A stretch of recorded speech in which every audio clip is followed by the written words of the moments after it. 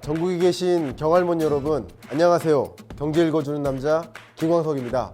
북미 정상회담이 개최되는 것이 거의 확실시 되면서 여러분들께 반드시 이전만큼은 유의하셨으면 좋겠다 하는 내용을 정리해서 꼭 전달드리고 싶어서 좀 달려왔습니다. 말씀을 전해드리도록 하겠습니다. 이미 제가 여러분들께 경익남을 통해서 남북 경협주, 개성공단 뭐 이런 여러 가지 이야기를 전달해 드렸는데요. 그걸 다시 한번 살짝 정리를 하고 이야기를 진행해 보겠습니다. 자, 남북 경협주 하면 당연히 남과 북이 서로 경제 협력이 많아지는 거예요. 노동의 이동, 혹은 기술의 이동, 투자의 이동, 이런 것들이 훨씬 많아지는 거예요. 근데 우리나라 인프라 수준에 비해서 북한 인프라가 현저하게 떨어지기 때문에 남북 경협을 하기 위해서 적어도 도로 인프라, 적어도 철도 인프라, 적어도 통신 인프라, 적어도 에너지 인프라가 필요한 거예요. 그런 과정에서 이런 종목들에 대해서 굉장한 뜨거운 관심이 있죠. 잠깐 정리해 보면 건설, 철도, 그래서 뭐 현대건설, GS건설, 뭐 그리고 철도, 현대로토엠이라든가 또 철도가 필요하면 당연히 철강산업, 포스코라든가 현대제철 이런 산업에 대해서 굉장히 관심을 갖고 계십니다. 대북 송전 사업 역시 에너지, 전기 에너지가 공급이 원활히 돼야 되기 때문에 송전 사업, 개성공단 입주업체 이미 제가 경일남을 통해서 말씀드렸듯이 우리은행, 은행 중에서 우리은행은 이미 입점해 있던 업체고요. 편의점 업계에서 CU는 이미 입점해 있던 업계니까 그런 쪽에 또 관심을 많이 갖는 거죠. 그리고 자원개발 역시 우리나라와 북한이 경제적으로 협력하는 과정에서 정말 중요한 것은 우리나라에 없는 북한이 가지고 있는 바로 자원을 어떻게 개발해서 부가가치를 창출할까 이런 것들 굉장한 관심이 있습니다. 예를 들면 철광석, 흑연 뭐 이런 것들 있겠죠. 희토류가 또 상당히 많이 있다고 합니다. 그리고 물류기업들 당연히 한국과 북한 간에 경제 협력이 있으려면 기본적으로 필요한 것이 물류기업인데 여기선 철도나 건설, 도로 인프라를 깐다면 그 깔려진 인프라를 활용해서 물류 사업이 엄청나게 확대되는 거죠. 물류기업들 굉장히 관심 많죠. 농기계 대북에서 굉장히 대북 지원 사업에서 굉장히 중요한 영역이 식량 개발이에요. 식량 개발. 그런데 우리가 흔히 하는 이야기가 물고기 잡아서 주면 되나요? 그럼 안 되죠. 오히려 물고기 잡아서 주다 보면 물고기 잡는 방법을 잃어버려요. 우리는 어떻게 해야 돼요? 물고기 잡는 방법을 알려줘야죠. 그러기 위해서 농기계, 예를 들어서 LS 산전이라든가 LS 트랙터, 농기계 같은 것들을 보급하고 그 농기계 사용법을 알려주고 농사를 더 효율적으로 지을 수 있도록 알려주는 거죠. 그런 구체적인 지원 사업에 굉장히 관심이 많고 어떤 기업들이 참여할 것인지 관심이 뜨겁습니다. 역시 금강산 관광 관련 업체 대표적인 것이 제가 이미 말씀드렸듯이 금강산 관광을 개최했던 게 바로 현대아산이고요. 개성공단의 그림을 로드맵을 그린 기업도 현대아산이죠. 현대아산은 이제 상장된 기업이 아니기 때문에 현대아산의 대부분의 지분을 갖고 있는 현대엘리베이터에 상당히 관심이 있고 역시 건설 영역에서도 현대엘리베이터가 필요하니까 현대엘리베이터에 대한 관심 이런 것들도 상당하죠. 이런 것들이 이제 남북 경협주입니다. 어떤 남북 경협주는 600%, 700% 오른 경우가 있어요. 700% 올랐다는 얘기는 7배 뛴 거예요. 7배. 그런 기업들도 있습니다. 결국 시멘트 업계나 건설 업계 뭐 그런 종류의 종목에서 그렇죠. 그래서 제가 이미 KBS에 급하게 이 토론 생방송에 출연하고 왔는데요. 그 생방송에서 다룬 것은 뭐냐면 여러분들 이런 거 관심 있게 투자하는 거 좋지만 결과적으로 보니까 외국인 투자자, 기관 투자자들은 돈을 벌었는데 우리 경익남들이 돈을 오히려 잃었대요. 왜냐면 타이밍을 잃어서 그런 거예요. 타이밍을. 그래서 그런 이야기를 이런 것만큼은 꼭 유의하고 투자하셨으면 좋겠다라는 말씀을 꼭 전달해 드리고 싶어서 제가 이 방송에서 다루지 못할 만한 내용들을 좀 여기서도 다뤄드리고 싶어서 찾아왔습니다. 꼭 전달해 드리고 싶은 이야기는 자 보세요. 2018년 1월 2일 기준을 100으로 둡니다. 그러니까 코스닥과 코스피를 2018년 1월 2일 값을 100으로 놓는 거예요. 그렇게 환산할 수가 있어요. 이런 걸 지수화한다는 표현을 씁니다. 지수화해요. 했더니 남북 경협 테마주 그 종목들의 경우에는 이렇게 최근 들어 한 5월, 4월 들어서 급증한 겁니다. 그러니까 제가 처음 남북 경협주 관련 강연할 때가 아마도 요쯤이었던 것 같아요.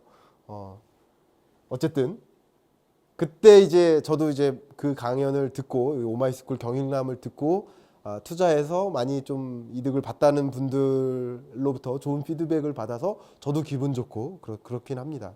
그런데 중요한 것은 뭐냐면요.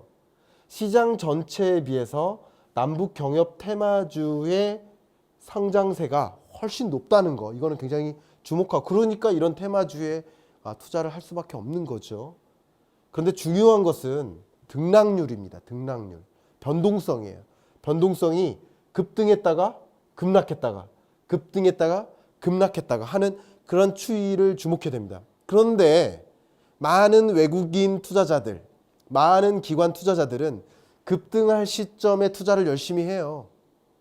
그런데 급등했대 라는 얘기를 듣고 그제서 투자를 시작하는 개미 투자자들, 경할몬 여러분들, 그제서 투자를 하면 오히려 외국인 투자자들이 기관 투자자들이 수익 실현을 하고 매수를 했던 종목을 매도를 해요. 매도하려고 내놓은 거를 누가 사요?